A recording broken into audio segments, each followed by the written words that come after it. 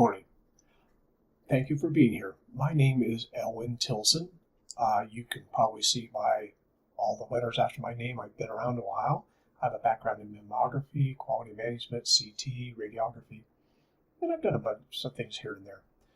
One of the things that I have done throughout my entire career has been interested in radiation safety, behavior, and requirements. So today we're going to be covering the topic called shielding. We're going to talk about the history, the types of shielding, and the current regulations in shielding. What we're going to be doing today, we're going to talk about the types of shields. There are three basic types. We're going to talk about the history of protection. We're going to talk about the exposure sources for radiation. We're going to talk about effectiveness of shielding. We're going to talk about federal recommendations for shielding. We're going to talk about the types of shielding materials. And we're going to talk about what current practices in protection are right now. When we talk about the types of shields, there are three general categories that they fall into. One of them is called an infield shield, and an infield shield is designed to stop the primary beam. So a good example of that is the gonadal shielding. Another option, as you can see in these photographs here, one is a breast shield and another is an eye shield. Now those are typically used in CT, but we'll talk about those more later on. So that's an infield shield. Then we have an out-of-field shield. An out-of-field shield is designed to stop scatter radiation. It is not designed to stop the primary beam, only the scatter. The good examples of out-of-field shieldings are aprons and thyroid shields. Never, ever put an apron in a primary beam because it actually increases the patient dose due to secondary BREMS radiation that's being produced. So just a word of caution there. And then the third type of shielding is what we refer to as structural or functional shielding. And on the left, you can see that this is a room where they are building shielding in. They have very thick lead up to 6 feet tall, and then they have a thinner sheet of lead up to 8 feet tall, which is what code says you have to have. Another example of structural and functional shielding is the shielding around an X-ray tube, because we recognize the fact that radiation is potentially dangerous and that we have to control where it goes and who gets exposed to it. But that has not always been the case. When radiation was first discovered, no one thought it was dangerous. It was just really pretty interesting. Wow, look at this thing! You could see bones! How cool is that? What you're looking at right here is a photograph of the very first radiograph taken in the United States. Allegedly. There's some controversy about that, but most people agree that this probably is the first actual photograph of a human being. Some people had used cadavers a few months earlier. But anyway, note the X-ray tube is glowing very bright because there's no shielding around it. Nobody in the room has on aprons or shields. They're just all standing around looking at it, and they're all getting irradiated. This was in 1896. So we just didn't know. It was a new thing. It was an X-ray. X as we don't know what this is. We don't know why it works. We don't know anything about it. But their thinking was, well, visible light doesn't hurt. Blah blah blah. So they just weren't sure. Within about a year after the discovery, some people started noticing erythema and some other stuff. And we did see some stuff in the literature about worrying about maybe there's something negative about this new X-ray. But it wasn't taken very seriously. So this is what a typical situation did. Now, here's another one that was, this was done in 1899. This is a different kind of an X-ray machine. That wheel there is actually part of a generator, and the generator would, you would crank it up, it would get enough voltage across the anode and the cathode to create X-rays. But notice, absolutely no shielding. None on the tube, there's no protection for the people involved. Again, even 1899, we still didn't really know. We just did stuff. So, other stuff that happened about that time, this is an image of a typical X-ray shop, and they actually refer to them as X-ray shops. And what you'll see is that right here, here's the X-ray tube. It's just out there in the open, and back over here, here is a viewer that has a fluorescent screen where they can view the image on that. And so notice that there's no aprons, there's no shielding, there's no nothing. This was just what it was, about 1900. And then another example is, this was another typical X-ray shop around 1900 also. And here they're using that viewer to look at the chest radiograph or chest image of this. But what's really kind of interesting is that they've been capturing the images on glass plates and then printing them on paper. And that's what we're seeing hanging around up here, which is kind of interesting. But here's what's really a little disturbing about the whole thing, is you do not see any shielding. Here's the X-ray tube right there.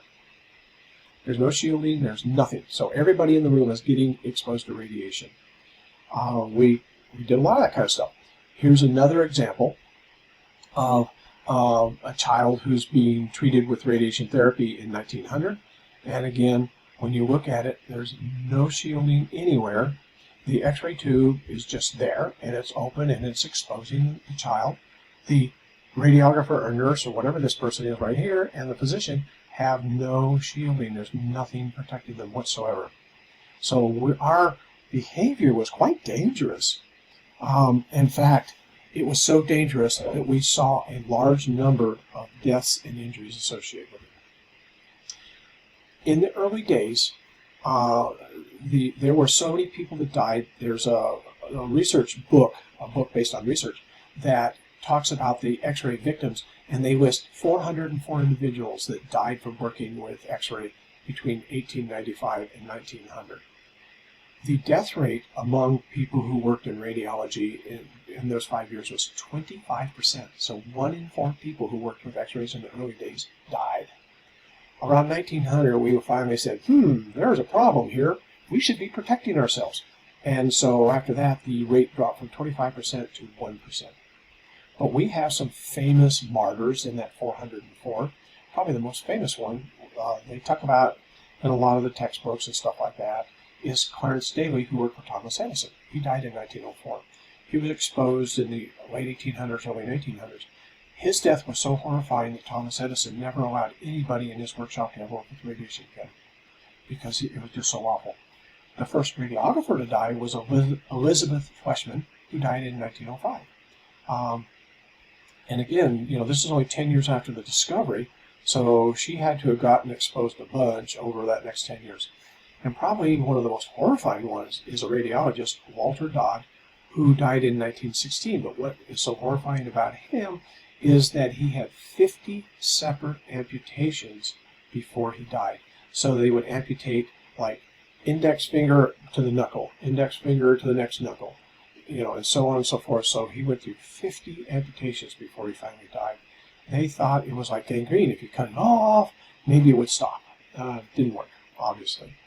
So, we really had a lot of people get injured, and then we started talking about, okay, how can we do this? How can we do it more safe about that kind of stuff? So let's look at some of the milestones in radiation safety.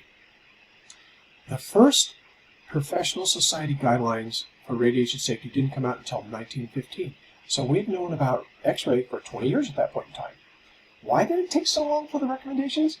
Well, because we didn't know what X-rays were. We didn't know how they worked. We didn't know a lot of stuff. That's why they were called X-rays. So what we found is that in 1915, the very first formal recommendations came out, and they recommended that the radiologist wear an apron. Part of the problem was that we had no way to measure how much radiation anybody was getting exposed to, because the first radiation unit that was accurate and based on science criteria didn't occur until 1929, and it wasn't accepted officially as the official units. These are the rads, rems, and Roentgens until the mid-1930s. So by the time we actually had a unit to measure radiation, we'd been using it for 40 years. And so our understanding of it was not very good because we just didn't have anything we didn't have a yardstick. So anyway, also in the 1930s, dosimetry and film badges came into use, because now that we could actually measure radiation, we could start talking about how much is appropriate, how much is not. And in the 1930s was when we saw the first formal recommendations to wear lead aprons for everybody. But note the word recommendation. There was no mandate there. It just said, maybe it's a good idea. So here is fluoroscopy done in 1919. Now, what I want you to pay attention to is a couple things here. Notice that this radiologist, his head is in the primary beam. And if you look behind the table, you will see there's an X-ray tube, but it's not shielded. However, the radiologist is wearing a lead apron and lead gloves. But if you look closely at the radiographer who's standing beside him, they are not wearing any shield at all, because we just didn't know. So that was 1919. So even after the recommendations came out and we started understanding better, our practice in those days was still pretty bad by today's standards. Say, well, that was a long time ago. That doesn't really apply. Well, it actually is much more recent than you might suspect. Here are two images. The one on the left is group X-rays were common in the 1930s to the 1950s, actually through the 1960s, where people would stand next to the chessboard and we would just line people up and do chest after chest after chest. When I was a young radiographer, I used to work in a facility where we had a room just like this, and we did up to 300 chest X-rays a day. Now, the radiographer's job was to put the cassette in, tell people to hold their breath, and then to hand the cassette to somebody else who then took it to a dark room and developed it. But you'll notice that they were just running people through this. It was a factory, and there was no radiation safety for the people around from the scatter. There was just none. And also, on the right, you'll notice that this is a fluoro machine that was commonly found in shoe stores from the 1930s through the 1960s, or late 1950s, early 1960s. When I was a kid, I used to bug my mother about going to the shoe store so I could stick my foot in there and watch the fluoro and wiggle my toes, and that was so cool, and yay! And it was a gimmick to sell shoes, but it was the use of X-ray for totally non-diagnostic purposes. And those machines were still around until the early 1960s. So, some of that stuff is more recent. In fact, both of these things have occurred within my professional career time. So, when we look at the first federal recommendations, and again, recommendations on radiation safety, they came out in 1940. And what they did was they're important for a couple of reasons, well, several reasons. One was they were one of the first ones where they set a dose limit of 0.1 rad per day, and that works out to 36 rem per year. And for those of you who are math geniuses, you can say, that's 7 times more than what we're allowed to get now, which is true. And the reason that they picked that was because that's the level at which they first started seeing erythemia, because this was based on erythemia. So what the recommendations were based on was the research, the studies that were done on both acute and chronic effects. Well, the acute effects were erythemia, essentially. And the chronic effects were people were getting exposed to radiation long term. And they came up with the idea that, well, if your skin doesn't turn red, you probably haven't done too much damage, and that's when they came up with it. But why they were important was because they dealt with shielding, monitoring, time limits, and institutional oversight. Up until that time, anybody could buy an X-ray machine and start utilizing it for any reason they wanted to use it. There was absolutely no oversight at all for any reason. And the other reason that this was important was these recommendations were based on health studies and safety studies. So we actually got what, by today's standards, we would refer to as a science-based recommendation system. So, this happens because we now have units we can measure radiation, we have dosimeters, we can do a lot more about understanding what's going on. And so we got these things. So, say, great, things should be really good, right? Okay, well, let's look at another image. Here we have 1956. Now, what I want you to pay attention to is there's the radiologist. Notice he has on an apron, and he's wearing gloves, and his head is in the primary beam. So that's no different from the 1919 setup. Also, look at the person standing next to him. This is an AzSRT certified radiographer. You may ask, how would I even know that? Well, look at the collar of their uniform. See the pin on the lapel? That's an ARRT pen. This is a registered radiographer from 1956. But she's not wearing an apron because it was commonly something not done everywhere. As a matter of fact, and this is an incident in my own history, in the 1970s, I was asked to come to a radiology department because they were interested in having students at this hospital. It's probably around a 50 or 60 bed hospital, something like that, in a relatively small town. And I came into this department, and there were no doors on any of the radiography rooms. There were no aprons in any of the rooms. There were no shields in any of the rooms. And when I started asking questions, the chief radiologist who owned the radiology department, because in those days, radiology departments were owned by the radiologists and the hospitals would just lease them. And he said that he felt that the federal government was interfering with his practice and he wasn't putting up with it, and that it was a big conspiracy. So I won't name the state that it was in, but you might be able to guess it if you know anything about stuff like that. Obviously we didn't put students in there because it was just not a safe place to be. But did he commit any kind of violation of the law? He did not. Did he violate any federal regulations? He did not. Because all of these things were just recommendations up to that point in time. So anyway, that's kind of even within the 1950s. So that's almost when I started practicing. Now, just for fun, this is a radiographic room in the 1960s. And when I first became a radiographer, about 1/4 to 1/3 of all the X-ray rooms were still like this. And what I want you to really pay attention to is that this right here, there's not a collimator. There's a cone in here. Collimators were just being added to the radiography rooms at that point in time, and they hadn't completely switched over. So like I said, about 1/4 to 1/3 of all the rooms still use cones. Now the issue with cones, there's several issues with it. In a typical room where they had cones, on the wall they had several shelves because they had to have a specific cone for every cassette size for every distance they used.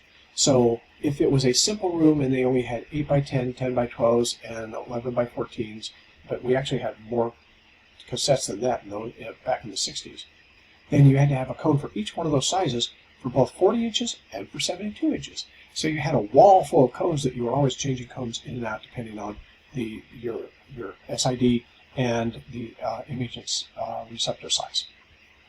So that's the technology, and that was still in place when I started in the 1960s.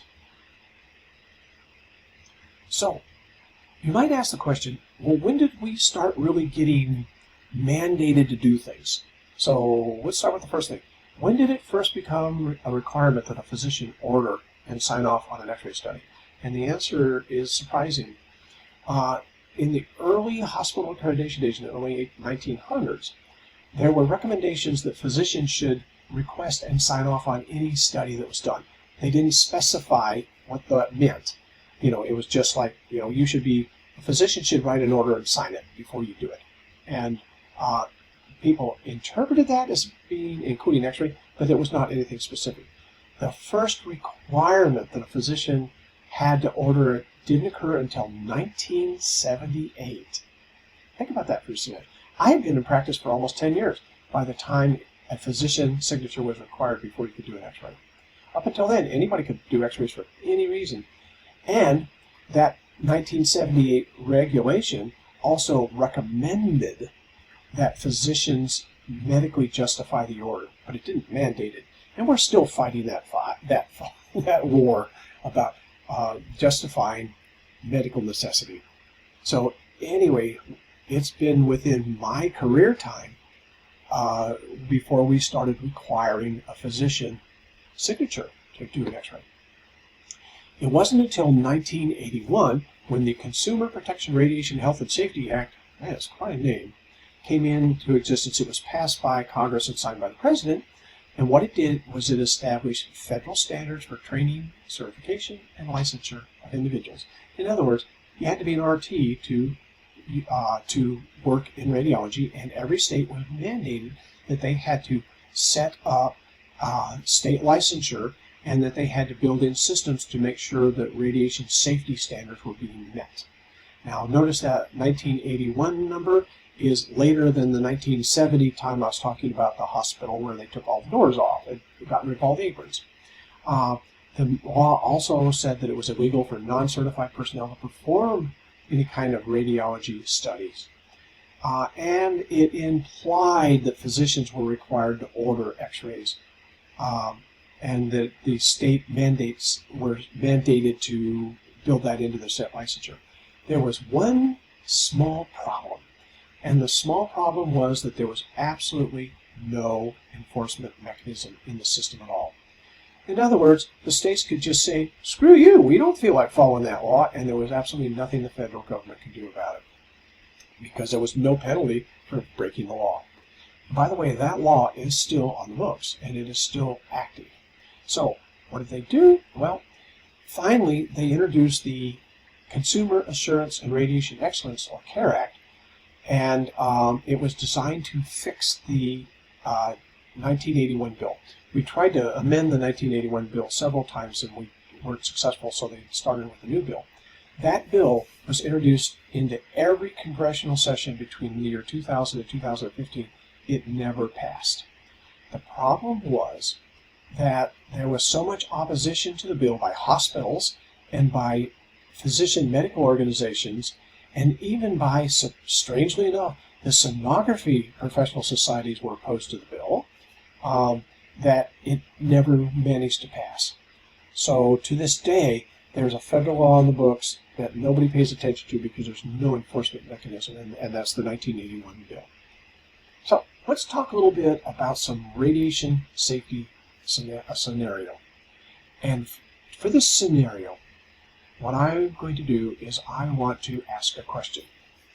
When you're doing an upright PA chest, is it best to place a shield posteriorly on the patient, or is it better to place the shield anteriorly on the patient? Or I might even modify it or add, or is it even necessary to put a shield on the patient? I'll give you just a second to think about that. You can answer it in your own head or in your own group, whatever you want to do. Okay, so now, let's think about the next question. What do you see in practice? When you think about seeing chest radiographs done, upright chest radiographs done, PAs, are we shielding posteriorly? Are we shielding anteriorly? Are we not shielding? What's the normal?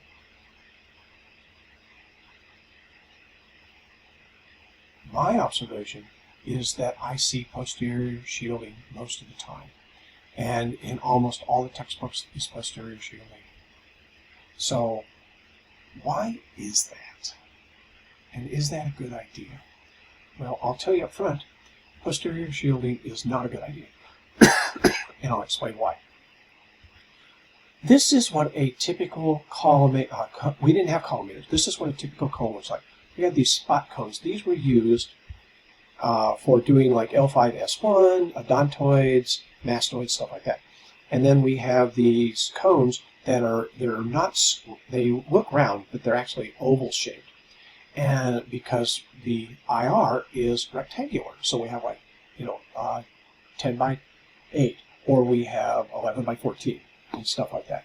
So what we find is that if this is our IR, the green area right here, and we want to cover the IR, and we're using a cone, we have to use a cone that's going to open up much larger than the IR. So in other words, what happens is that we're going to be exposing tissue that isn't being captured by the IR, and it's increasing the dose to the patient. So cones were a source of patient dose with no diagnostic information in there. So that's sort of what cones look like and how we use them. So when we did a chest radiograph using cones, we would find that the primary beam would reach all the way from the thyroid down to the gonads. In case your anatomy is a little weak, that red spot right there is where the gonads are at. And so how we tried to protect the patient was that we would put a lead shield, an infield shield, to protect the patient's gonads from the primary beam. And so we started shielding posteriorly to protect the gonads from the primary beam. Well, when we started using collimators, all of a sudden we can collimate to the IR or even smaller, and we got something that looked just like this. Now, what I want you to pay attention here is notice that we have a lead shield behind this patient right here. It even says there, lead shield.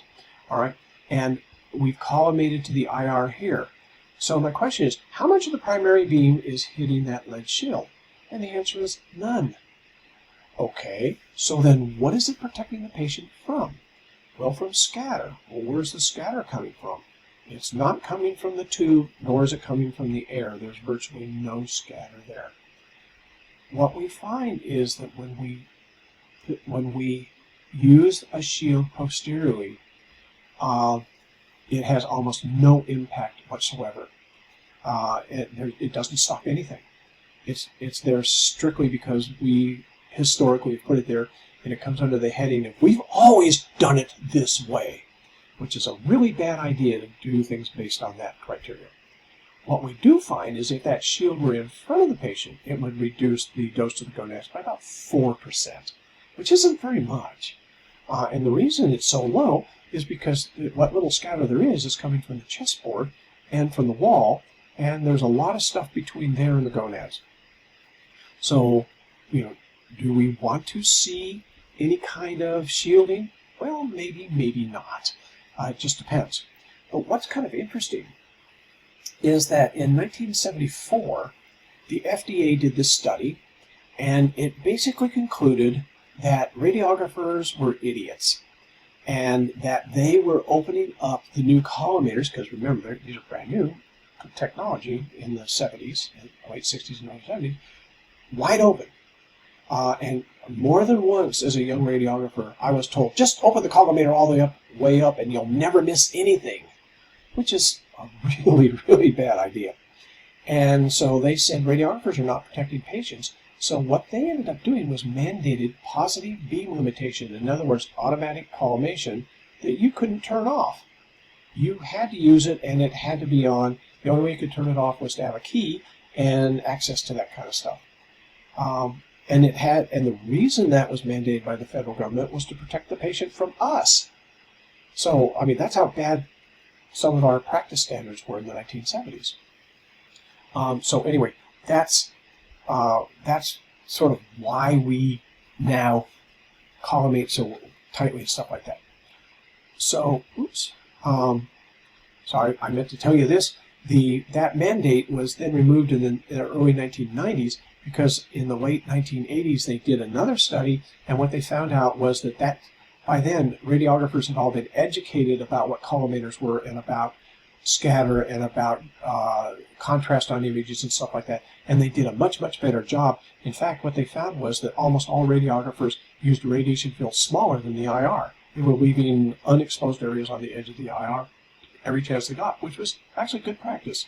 So anyway, that was repealed. Now it's an option to have PBL on your machine or not. So let's talk a little bit about major sources of radiation in medicine. And there's two types of exposure. One is to the patient, one is to the technologist. So let's talk about the patient. When we talk about patient sources, the highest level of exposure the patient gets is from CT scan. CT scan accounts for 49% of the total dose that people get from medical radiation, even though CT only accounts for 12% of all the examinations done. So it's a relatively small number of examinations that have a huge impact on dose because they're such a high dose thing. One of the major thrusts in CT development currently, maybe for like about the last 10 or 15 years, has been in dose reduction technologies. And we're coming along nicely, but it's still a pretty significant amount of exposure to the patient. The next highest is fluoroscopy and interventional radiology, where we're doing angiography, cardiac cath, stent placements, ERCP, embolization, stuff like that.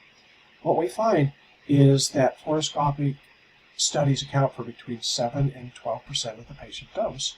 Interventional accounts for about 7% of the patient dose. So, it's not insignificant. It's a moderate amount, but it's not like CT, which is just huge. Then we get down into a more moderate level, which is nuclear medicine. And nuclear medicine only accounts for 2% of all the studies, but it accounts for 17% of patient dose. The reason it's only moderate is because there's just so few patients exposed. And the lowest level is conventional X-ray. The dose to the patient is really, really small compared to these other things. But, boy, do we do a lot of them. Conventional X-rays account for about 50% of all the studies, but they only account for about 7% of the patient dose. So we do a ton of routine X-rays, but they're relatively low dose, particularly with the new digital systems and the IR systems and the AI systems that we now have on units. So that's where patients get exposed. Where do technologists get exposed? Well, the number one thing is fluoroscopy and interventional radiology. That accounts for 40 to 50% of all the technologist dose.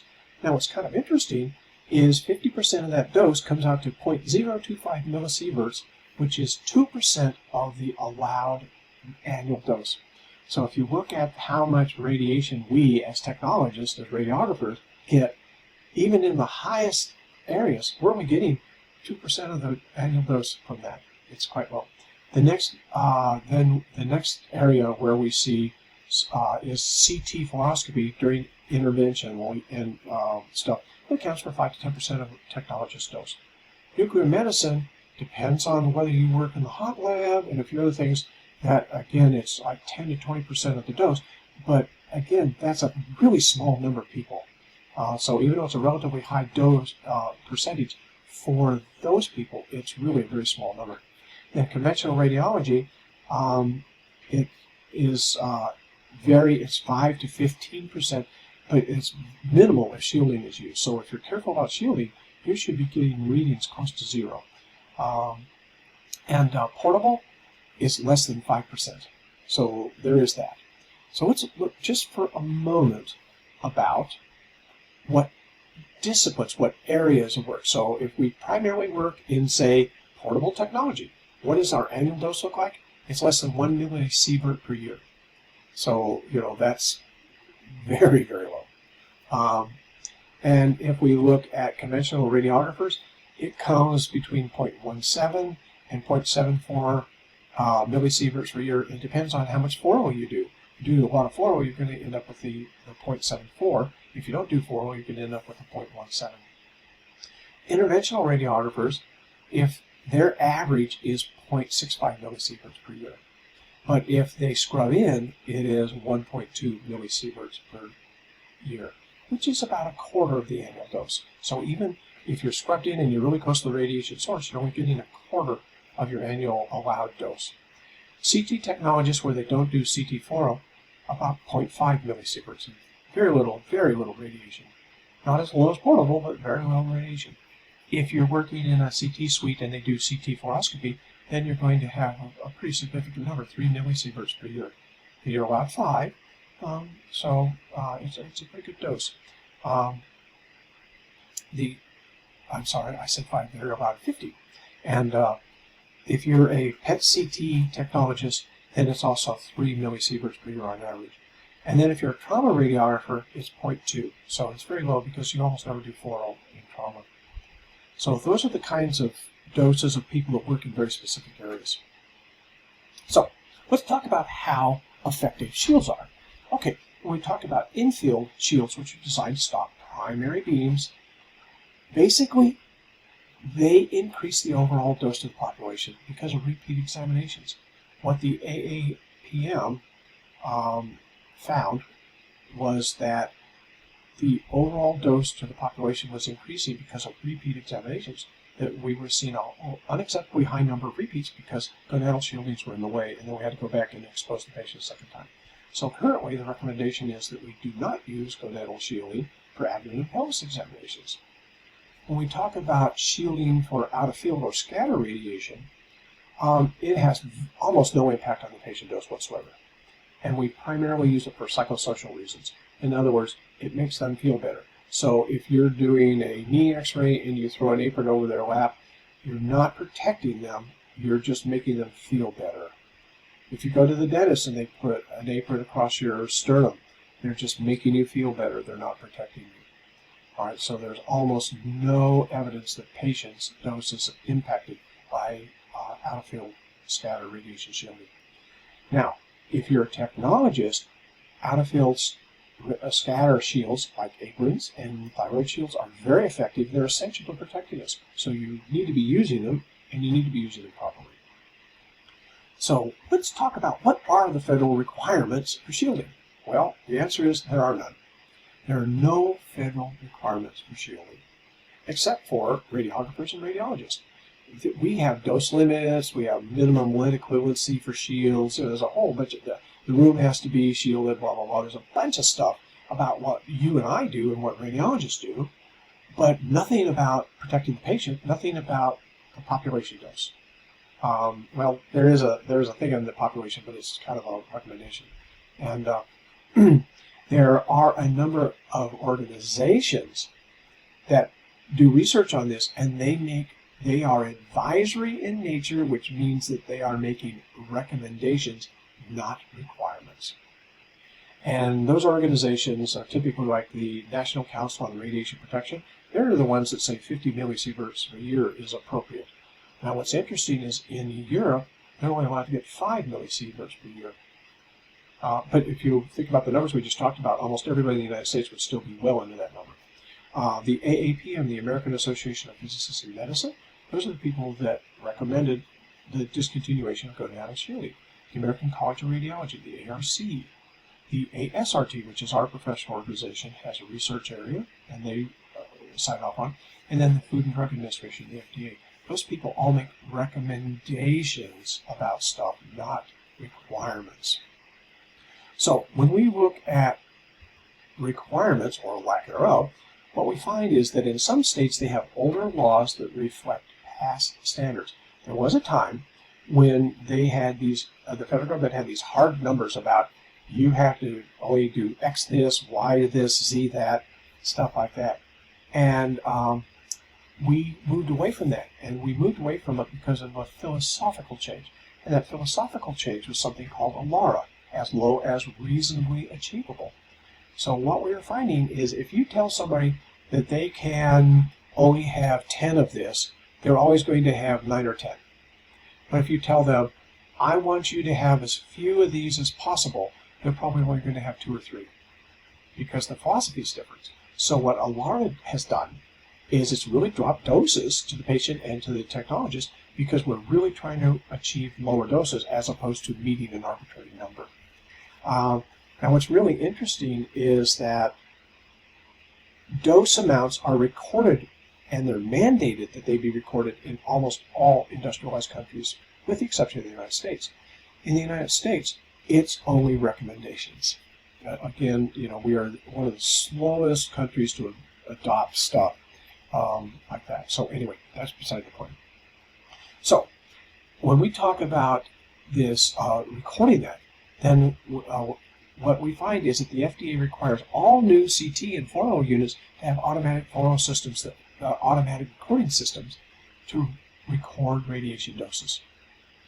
And they also encourage the use of what are called diagnostic reference levels, and that is where the research says that I'm going to use an example, that the average head CT, let's just use that as an example, the average head CT without contrast media should have a patient dose of between X and Y. That is our diagnostic reference level. If yours is lower than that, that's wonderful. If it's higher than that, then you probably have an equipment problem and you need to get it worked on. And that's where the idea behind diagnostic reference levels come in. And it's a patient safety thing. The Center for Medicare and Medicaid requires that radiation doses from CT be recorded. So you'll see those recorded doses being built into most current machines. Now there are several states that have adopted CT dose requirements also, because that's where most of the radiation is coming from. Let's talk about shielding materials. There are 3 basic types of materials that we use for shielding. The first one is lead. It's the traditional. It's been around forever. We used lead shielding back with Roentgen. Roentgen used lead shielding. Yep, it's been around a long time. It's traditional. But it's not a particularly good choice. It has several problems. First of all, and you guys know this all too well, is weight. Have you ever noticed how you feel after you've been in a fluoro unit for about 6 hours and you're just exhausted because you're carrying around an extra 40 pounds or 30 pounds or 25 pounds or whatever? Weight's a problem. Another problem that is very often overlooked by radiographers are whether shields are holding. In other words, holds and shields. When you lay down an apron and lay it flat, it folds and it breaks the shield. And after a while, the radiation starts to leak through, and we also get the lead getting out of the shield and getting into the environment, and then we have lead pollution. Now, the good news is that some studies have looked at lead levels of radiographers, and they're slightly higher than the average population, but well within acceptable limits, but it's still a potential problem. So, because lead is a heavy metal, it is toxic, it ain't good for you. So, is there an alternative to lead for shielding? Well, yeah, there is a couple. There's two types of shields that are primarily used in CT. One of them is called lead-free. That was a clever name. But anyway, the lead-free uses tungsten, bismuth, tin, and antimony. And what we find is that these heavy metals have lighter actual weight, but the same stopping power as lead does. So you can stop it just as well, but without having such a heavy shield. The problem with it is twofold. One is that it's expensive. Lead is relatively cheap. This combination of these relatively unusual metals is not cheap. And the other problem is that this shield causes significant artifacts on CT scans. So it's got a problem. So in the last couple of years, there's a new type of shield that's come out. It was developed by a guy by the name of Saba, and this uses copper and bismuth. And what we find is that this particular shield is much lighter, and it doesn't create a lot of artifacts on CT, so it's a much better shielding. So, we are looking at this stuff, but you'll notice that it's CT specific, and we're going to come back to the recommendations on that in just a minute. So let's talk about the recommendations. In 2019, the AAPM recommended the termination of all gonadal shielding of the pelvis and the abdomen. And the rationale was because of the shields were reducing the diagnostic quality of images, and it was increasing the overall population dose of the study, because there were so many repeats having to be done because the gonadal shieldings were in the way. So it's what the question was, it's all about risk versus benefit, and the risks far outweigh the benefits from gonadal shielding. The risk today, because the amount of radiation we use for an examination today is only 10% of what it was 40 years ago, on average. So the risk to the patient of having no shield is actually quite low. The risk of them getting additional radiation with the gonadal shield is quite high. So that's why they did it. Now, almost all organizations that make recommendations have agreed with this one. The one holdout has been the federal government. That's not because they have an issue with it, but because it just takes those guys forever to change that kind of stuff. Plus, they fired a lot of people at the FDA, so they're really short-staffed these days. But that's another issue. So, is it a unanimously accepted recommendation? No. There are people who think this is a bad idea. They keep arguing that we should continue doing it. But the science just doesn't support that position very well. So anyway, that's what the current gonadal shielding recommendations are. So let's look at other shielding requirements. In order to understand this next one, I have to explain about something. There's a research technique that's called a systematic review of literature. And what the systematic review of literature does is it goes out and it finds every research study that looks at whatever it is that we're doing and tries to figure out what that, as a large group says, means. And it's the highest level of evidence for evidence-based practice. And in medicine, that's really how we decide what our practice should look like. And I'll give you a good example here. Up until about 5 years ago, we used to recommend that people with multiple myeloma not be given eye-dated contrast media. Then they did a systematic review of the literature on contrast media and multiple myeloma, and what they found out was that we had been wrong all this time, and that multiple myeloma has no effect on people's tolerance of contrast media, that all of those bad side effects we were seeing with the kidneys were all associated with underlying things like diabetes, hypertension, and stuff like that. And so the evidence now is that it's okay to inject iodated contrast media into patients with multiple myeloma. Whereas 5 years ago, it was that we shouldn't be doing that. This is why systematic reviews work. So I'll give you a little story that'll give you an idea of how these work. And the story is that there are a bunch of blind men walking down a road, and they run into an elephant, and they start feeling the elephant. And the first guy goes, it feels like a snake. It's wiggly, and it's like a snake. The guy goes, what are you talking about? It's like a big leaf, and it keeps hitting me in the face. It's just this big flat thing. And so the guy goes, what are you talking about? It's a tree trunk. It's this big, round thing, and it's just solid. And the other guy goes, no, it's like a wall, and he's thumping on it. It's like a wall. And the last guy goes, no, it's like a whip. It keeps hitting me. It swings around and snaps me. And the problem was that all of these people were looking at the same animal, but they were looking at different parts of the animal. If they had all come together and they had shared the information and built a picture of what they were looking at, they could have come to the conclusion that they were looking at a single animal that had different parts. We call it an elephant. That's exactly what a systematic literature review does. So that's something that we do all the time. So in 2021, there was a systematic literature review, and it looked at shielding requirements, and it recommended the termination of all out-of-plane shielding, including for thyroid, breast, eyes, gonads, pelvis, and even fetus. Fetuses are surprisingly protected. Amniotic fluid is a good radiation absorber, by the way. So anyway, that's what the evidence suggests. So we now basically they're telling us that we shouldn't be shielding for any out-of-plane shielding with patients at all. So when is it appropriate to use shielding? Well, when it meets one of a few criteria. If the patient is required to have lots of imaging studies. So let's just say that we're following somebody that has tumors in their liver. They're not metastatic, but blah, blah, blah, and they get a CT scan once a month. You might want to shield them a little bit more, or cut down on the area that you're scanning or something like that. Children, we should shield it when possible because of their radiosensitivity. Particularly if it's a one-off, it's probably not a big deal, but if it's somebody that's going to have multiple x-rays or whatever, we might want to do that. We should shield fetus if it's an infill for therapeutic or interventional radiology. So we should shield, but only if they're in the infill in primary beam. And we also will do it for psychosocial reasons. I mentioned that before. We do that to make the patient feel better, and that's not a bad thing.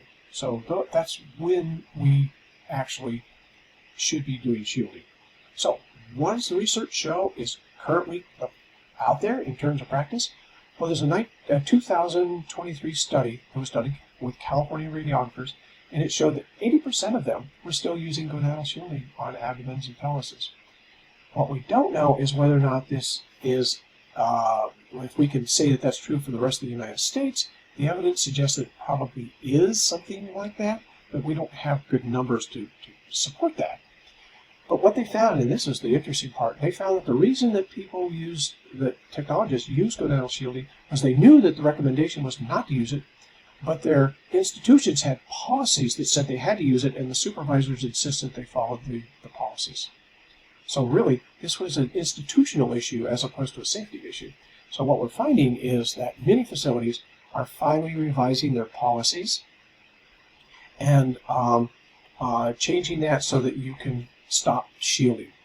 In Europe, what we find is it depends where in Europe you're looking at it. They're all over the spectrum in terms of gonadal shielding, but the recommendation across the entire European Union is to terminate gonadal shielding, and people are moving very quickly in that direction, similar to what we see in the United States.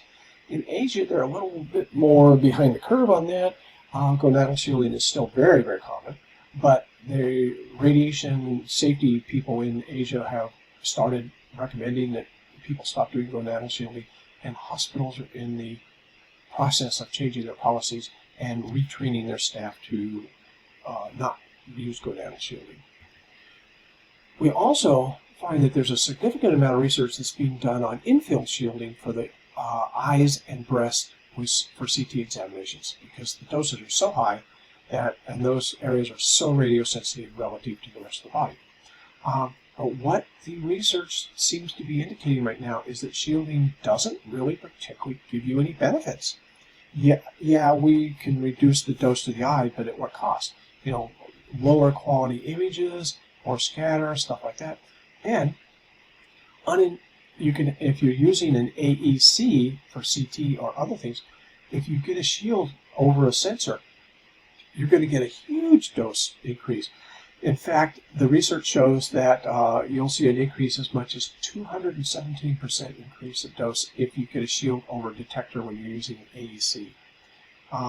And what we find is that it has, even if we use those shields in CT to protect the eyes and the breast, it has minimal reduction in out-of-field organ doses. It just doesn't make much difference. So the AAPM, the American Association of Physicists in Medicine, currently discourages the routine use of infield shielding in CT because the risk far outweigh the benefits. What they recommend is using dose optimization processes, software, and equipment, and that's the best safety approach that we can currently use in CT. So there you have it. Now, it's your turn to go out and either shield or not shield. Just use good judgment. Thank you for listening.